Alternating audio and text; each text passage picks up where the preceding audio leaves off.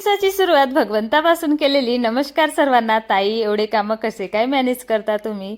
सकाळी उठून झाडू पोचा होताच आंघोळी घालून भगवंतापुढे ज्योत लावायचं, आणखी तयारी करून स्वतःला वेळ द्यायसाठी जिममध्ये जायचं. तिकडून आल्यानंतर माझ्या मुलांची वेळ झाली बा म्हणून टिफिन तयार करणे, मुलांच्या तयारी करणे आणि मुलांना आणखी स्कूलसाठी बस स्टॉपवर सोडणे.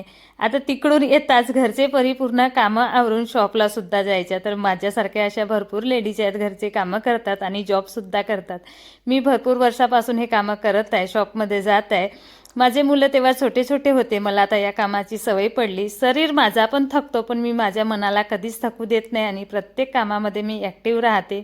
आज मला मूग डाळीचा डोसा बनवायचा होता. मूग डाळ, त्यात थोडा सांबार आणि 3 लसणाच्या कळ्या घातली, याला पिसून घेतलं आणि याच्यामध्ये थोडा नमक आणि तिखट घातली. कारण मला जास्त तिखट चालत नाही म्हणून मी थोडाच तिखट घातलं आणि मी हेच बघत राहते की मी कधी कधी बिन तिखटाचा खाईल आणि स्वतःसाठी ते करतच राहते. इकडे उसाचा रस घेतली आणि मग आज माझा पार्सल आलं होतं.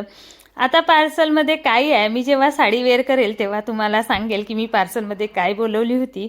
मुलांना स्कूलमधून घेऊन आल्यानंतर मला गहू साफ करायचं होतं. मुलांचे इकडे जेवण झाले तोपर्यंत मी गहू साफ केली.